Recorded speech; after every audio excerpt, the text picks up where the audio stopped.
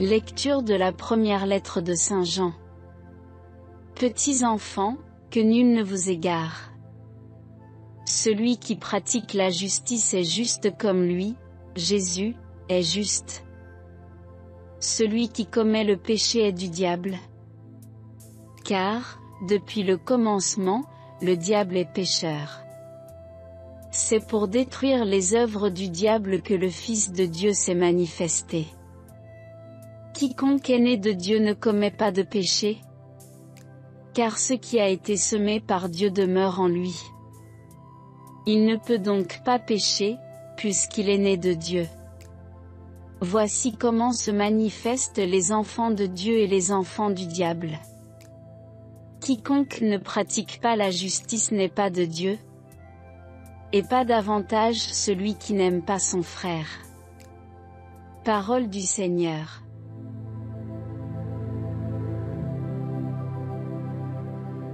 Chantez au Seigneur un chant nouveau, car il a fait des merveilles. Par son bras très saint, par sa main puissante, il s'est assuré la victoire. Que résonne la mer et sa richesse, le monde et tous ses habitants. Que les fleuves battent des mains, que les montagnes chantent leur joie. Acclamez le Seigneur, car il vient pour gouverner la terre, pour gouverner le monde avec justice et les peuples avec droiture.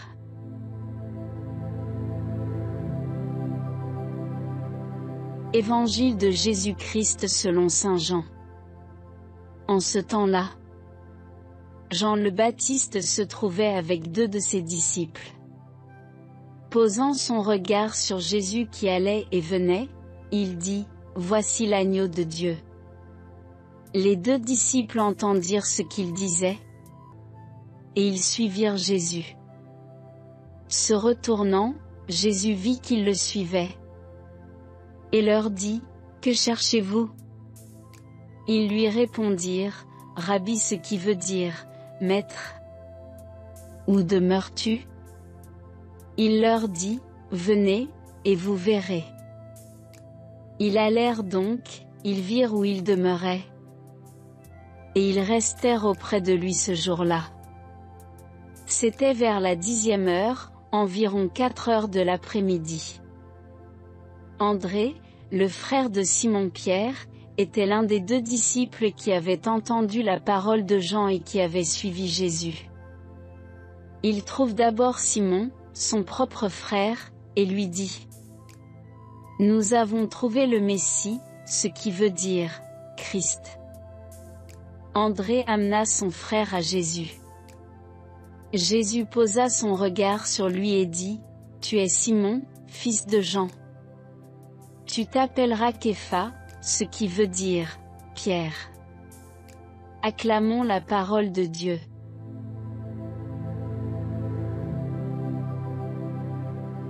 Posant son regard sur Jésus qui allait et venait, il dit, « Voici l'agneau de Dieu ». Dans ce passage de l'Évangile, Jésus est appelé de 3 manières différentes, agneau de Dieu, Maître, puis, Christ. La première annonce que les 2 disciples reçoivent concernant Jésus, est celle de Jean-Baptiste qui leur indique l'agneau de Dieu.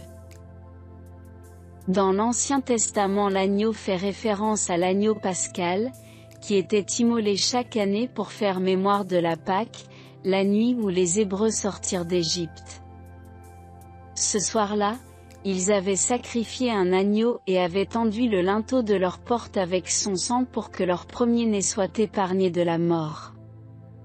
Quand les 2 disciples entendent que Jésus est l'agneau de Dieu, ils comprennent qu'il est celui qui les libère du mal et de la mort.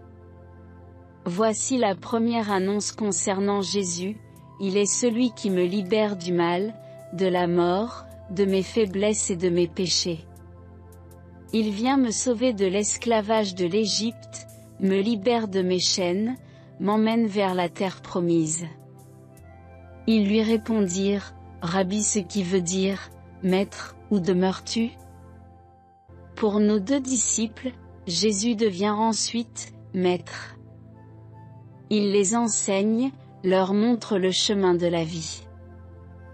Il est d'abord passé, dans leur vie comme agneau de Dieu, sortant à leur rencontre et illuminant leurs ténèbres avec sa grâce. Maintenant les disciples apprennent à demeurer auprès de lui, à vivre le quotidien avec Jésus. Nous aussi nous rencontrons parfois le Christ, agneau de Dieu, des moments de conversion, d'expériences intimes de sa miséricorde qui vient nous tirer de notre péché, de notre routine. Et dans notre vie quotidienne nous le reconnaissons aussi comme notre Maître, celui qui, à travers les sacrements, la parole, la catéchèse, l'accompagnement spirituel ou les circonstances de la vie, nous guide jour après jour et nous enseigne à demeurer avec lui. Il trouve d'abord Simon, son propre frère, et lui dit, « Nous avons trouvé le Messie », ce qui veut dire « Christ ». Enfin, Jésus est aussi le Christ. Christ est la traduction grecque de Messie, mot hébreu qui signifie « loin ». L'onction de Jésus symbolise sa profonde union avec son Père par l'Esprit Saint. Dans l'Ancien Testament les rois et les prophètes étaient oints mais, dans l'Évangile, Jésus fait tout pour que l'on comprenne que son onction va au-delà. Plus qu'un roi ou qu'un prophète, il est loin de Dieu par excellence, c'est-à-dire le Fils même de Dieu. L'accomplissement de notre expérience du Christ est de devenir, en lui, Fils de Dieu. Notre croissance spirituelle est de nous abandonner de plus en plus au Père comme des fils, savoir écouter sa voix et la suivre docilement. C'est la grâce de notre baptême qui grandit en nous, alimentée par l'Eucharistie. Et cette vie du Christ devient aussi témoignage car notre vie chrétienne révèle au monde que nous avons trouvé le Messie. Seigneur, merci pour ce moment de prière. Je te demande de m'aider à croire en toi, à voir le monde avec tes yeux. Apprends-moi à te reconnaître comme mon Sauveur, comme celui qui m'enseigne la vraie vie et m'invite à entrer dans le sein du Père. Prions ensemble. Ô Seigneur, Dieu de paix, je t'ai donné toute ma douleur. Et tu m'as donné tout ton bonheur. Je t'ai donné toute mon angoisse. Et tu m'as donné toute ta sérénité. Que mon âme te chante toute sa joie. Je t'ai donné tout mon égoïsme. Et tu m'as donné toute ta générosité. Je t'ai donné toute ma pauvreté. Et tu m'as donné toute ta richesse. Oui, qu'elle te chante mon âme, toute sa joie. Je t'ai donné tout mon rien. Et tu m'as donné tout ton tout. Et tout comme à Cana, il y eut trop de vin. Tout comme à la multiplication, il y eut trop de pain. Et comme à Tibériade, il y eut trop de poissons. Et les filets ont craqué. Dieu, quand tu donnes toujours trop de tout. Je t'ai tout donné, et tu m'as tout donné. Mais le tout de moi est si petit.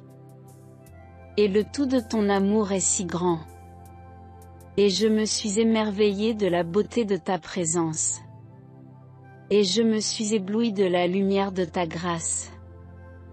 Et je me suis rassasié de ta générosité. Je me suis abreuvé de ta miséricorde. Et je me suis enivré de ta tendresse. Je me suis nourri de ta clémence et de ton infinité. Pour que de toute mon âme j'aille à ta recherche. Car sans toi je suis privé de tout bien. Que mon âme te chante toute sa joie. Notre Père qui es aux cieux, que ton nom soit sanctifié. Que ton règne vienne. Que ta volonté soit faite sur la terre comme au ciel. Donne-nous aujourd'hui notre pain de ce jour. Pardonne-nous nos offenses, comme nous pardonnons aussi à ceux qui nous ont offensés. Et ne nous laisse pas entrer en tentation, mais délivre-nous du mal. Amen. Je vous salue Marie, pleine de grâce. Le Seigneur est avec vous. Vous êtes bénie entre toutes les femmes, et Jésus, le fruit de vos entrailles, est béni. Sainte Marie, Mère de Dieu, priez pour nous pauvres pécheurs, maintenant et à l'heure de notre mort. Amen. Gloire au Père, et au Fils, et au Saint-Esprit.